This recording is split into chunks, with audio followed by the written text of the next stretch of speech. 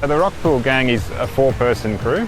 They are dedicated purely to cleaning the rock pools on our coastline. So there's about 8 of them between Colcliffe and Taraji, roughly, so mainly in the northern suburbs. So that 4-person crew, that's their job. They basically go up and down the coast cleaning our pools based on need. So each pool will have a different priority depending on the conditions at the time, the local conditions at the time. We have a constant problem with Bulli in terms of the children's pool building up with sand. As you can see, the perfect example is right in front of you. The pool was built in 1938 and the children's pool was built, I think, a year later in 1939.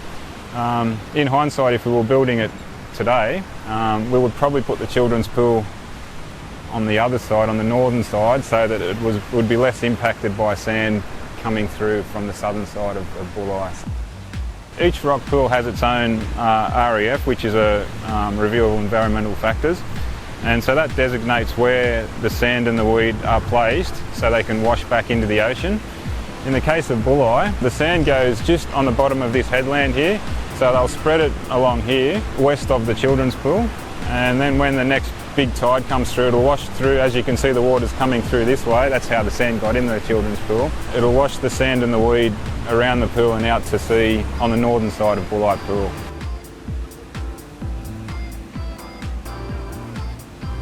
The rock pool gang will inspect every pool on the Monday, and they'll make a program based on the conditions for that week. So they'll say, well, Woonona, for example, needs attention quickly, and then Coaldale might need it later in the week, and then maybe Ostomy. So they'll plan it based on their observations on that Monday morning.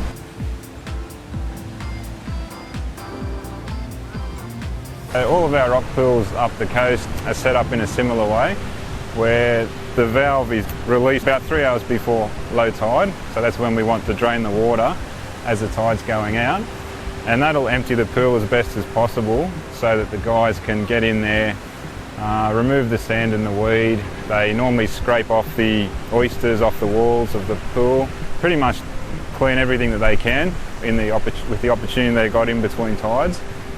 Then close the valve again, and then as the tide goes back up, the pool will naturally fill up again with the ocean tidal movements, and that's generally the basic way they clean our rock pools.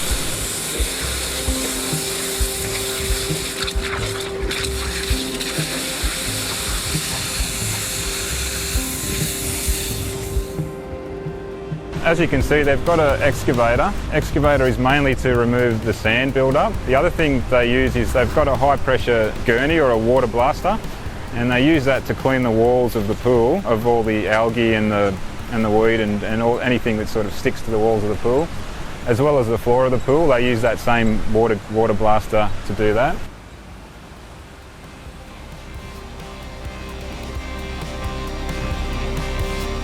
It is an inconvenience to the public on pool cleaning day where that happens, but unfortunately there's no real way around it. Sand and seaweed, that's the other thing that can fill up quickly. A lot of people don't like lots of seaweed in their pool because it detracts from the experience. We're at the mercy of nature, as we should be, but we're exposed to the elements here completely, so we have to foresee what we can and, yeah, do our best.